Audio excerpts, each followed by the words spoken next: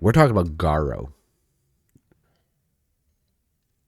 More specifically, Garo, Heir to Steel Armor, Episode 1, Prologue, which I'm not even going to announce like the Japanese name because it's like Garo Hogane wo Sugu Mano something. I'm bad with enunciating. Uh, I'm kind of upset. Okay, like before I get into this, let me indulge me, if you will. So, like, y'all, the camera keeps moving. Like when this series got announced, right? We saw the armor image. We saw that good Garo show armor. We realized it was the Ryuga verse and everything else. Like because it is the 10th anniversary of the one who shines in darkness.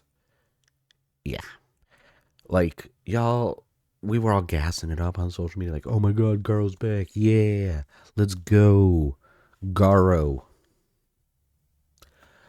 How is it that like I've been out of the loop? I've been sick a couple days, right? I haven't been making content. I haven't been online at all. I've actually been in my big beanbag chair over there reading comic books and binge watching freaking Metabots.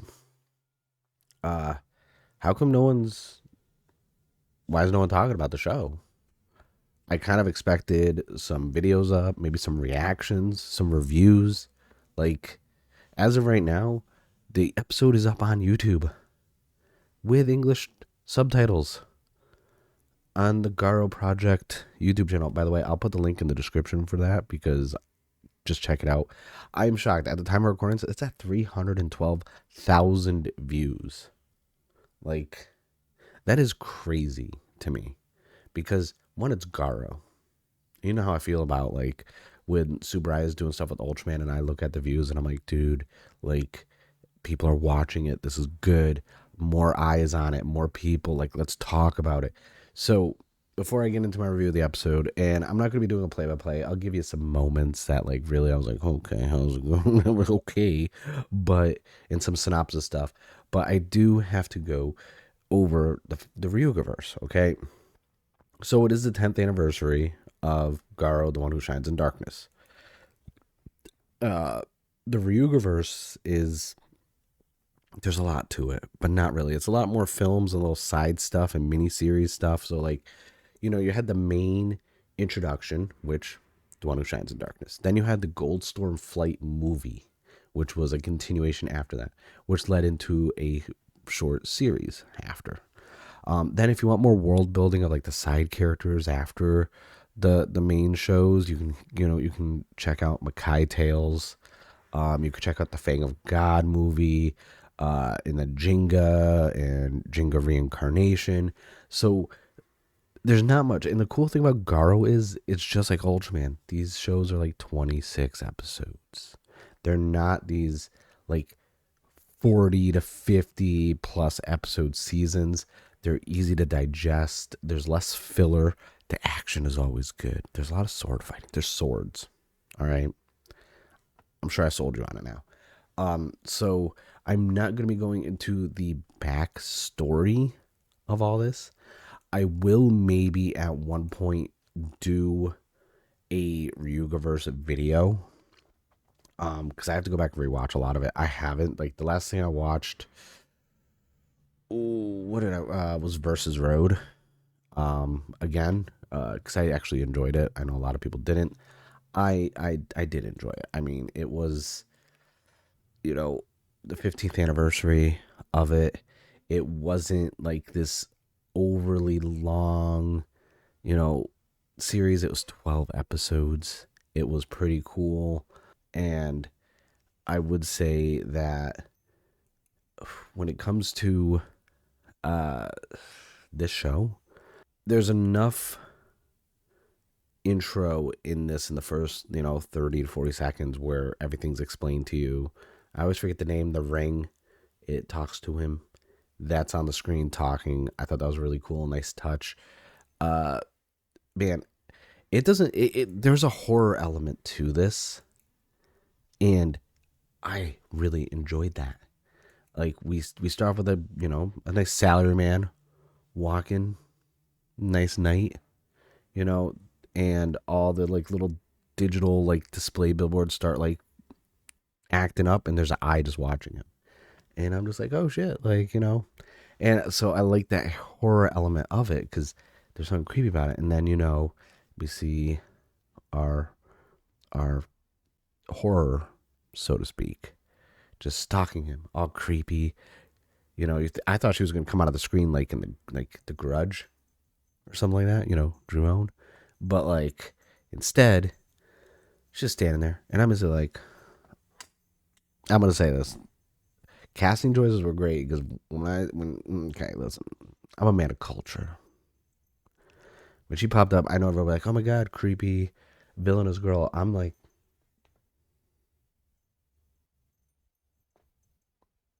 oh, why is this man so scared right now? Scared is not on the emotional spectrum of what I'd be feeling. And they waste no time, like with the atmosphere and everything, going right into the action. Because I mean, well, mind you, I'm watching. I'm just like, she's just, yeah. And I think what's great about the filming and everything out with the action, because waste no time. Ryuga shows up with his nice little sword, but like I like how grounded everything feels with the action. There's he's not transformed yet. She's still in her human form. They're just fighting, flipping each other around, doing little kicks, like all really good. She did like a backbend thing, and I'm just like holding her time. I'm just like like I'm feeling a certain way. I'm completely involved in the show already. Like the show, like is good. I like action, and I don't need long conversations. Like, I mean, just give me some cool sword flippy flips and twirly twirls, and then even like from a design aesthetic of the monsters, and I'll talk about cool Viking lion wolf bear dude in a bit, but these horrors that they transform into. Like she had this cool like freaking like horns, and she pulled them out and they were weapons, and she had just like it's right here playing at the same time as I'm trying to describe it because I'm trying to be a gentleman about how to describe this. Mind you, Garo is definitely not for kids, okay? Even with, you know, the choreographed fights are just insane in this. Even with how the costumes are, I feel like that would be like really uncomfortable to be like flipping around in this and that, especially when he's wearing like a long coat style, and she's got like bulky stuff on that would just like in like the leg spalders, like those don't look cool. Like they look cool. They don't look like fun to like run around in and fight. The fight didn't last long. I'm kind of mad because like she was, she was taken from me too soon. We did get a cool transformation. I like how there's no glitz and glamour. He just spins a sword ahead above him. I'm this definitely is continuity because that is the Garo show, because you could tell from the sword difference from the end of the first Ryuga season. The sword is definitely different because he does get his more powered up form in the movie after. I always forget the name of it, even though I just said it before. But then we got a Makai priest.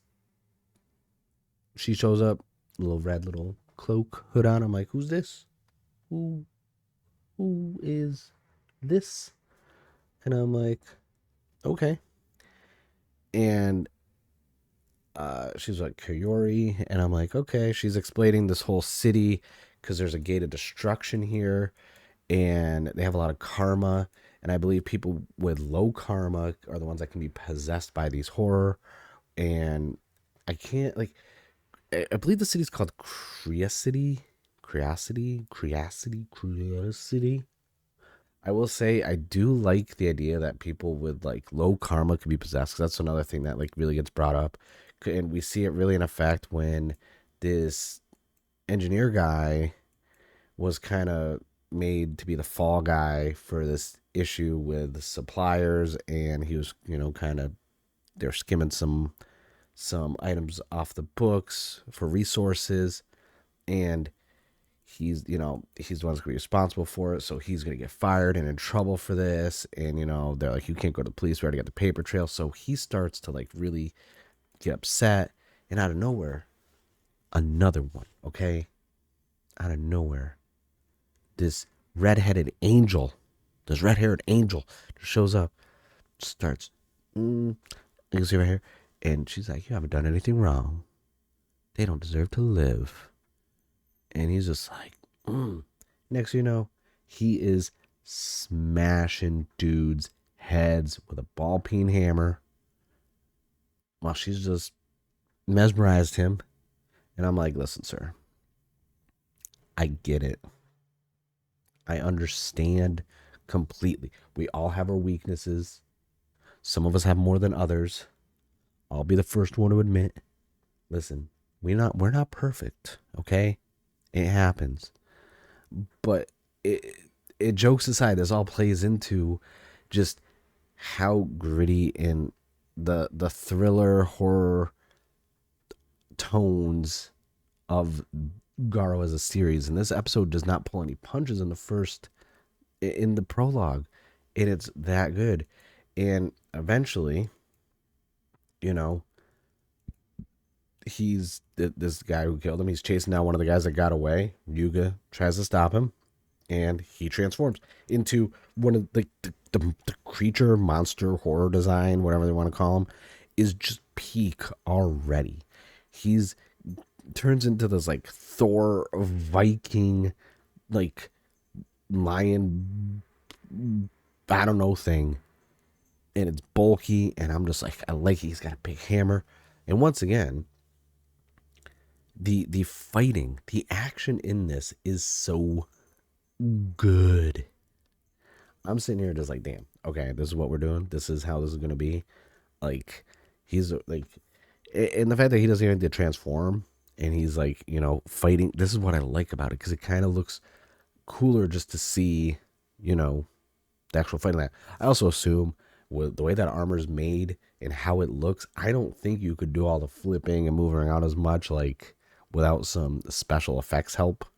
But even our little Makai priest, she jumps in too, and then she's doing the magic, and I'm like, okay, so she's over here fighting too, and I'm like, damn. No knee pads. I was like, bro, how do you spin on the ground on your knees on that gravel and not get some sort of like pain? Because like, I got a bad knee, like I can't do that. But this, like, all the fighting, this all looks so good. And I think for a lot of you who want a different tonal shift in Toku, who have not checked out Garo, I still think you could watch this without, actually, watching the previous shows and movies for the Ryugaverse. You could still, because it explains enough in the beginning. I think outside of, if you want to learn the backstory of Ryuga becoming, getting the armor and then getting the upgrade in the film, like, you should be fine. Like, you could jump right into this, honestly. But obviously, you would be doing a disservice to yourself if you didn't go back and watch the other ones. Another cool thing about this, I like how we're getting a lot of characters. There's a lot to get in this, but then we also get steel armor knight showing up, and he lays quickly waste to our beast with some great sword work.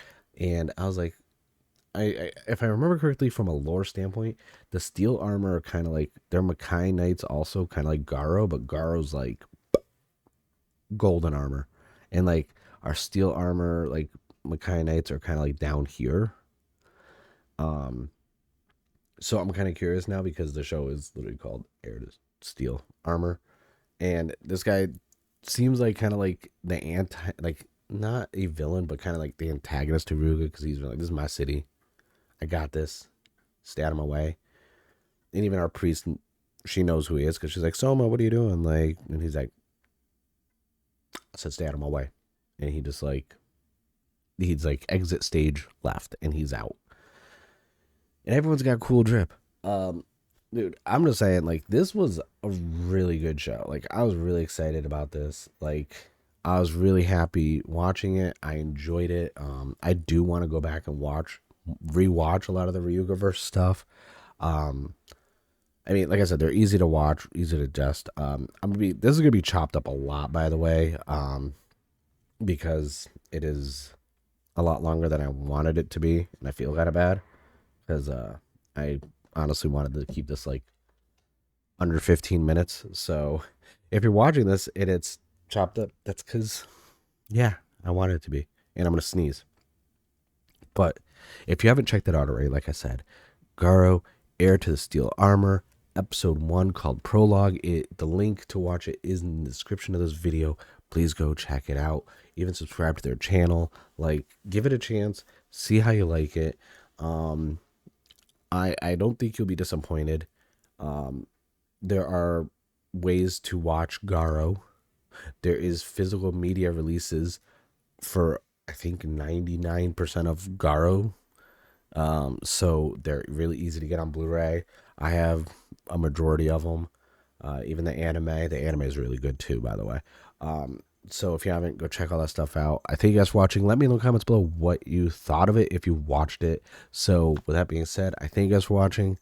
I'm gonna sneeze a lot, so I'm gonna end the video, and that's it. That's the video.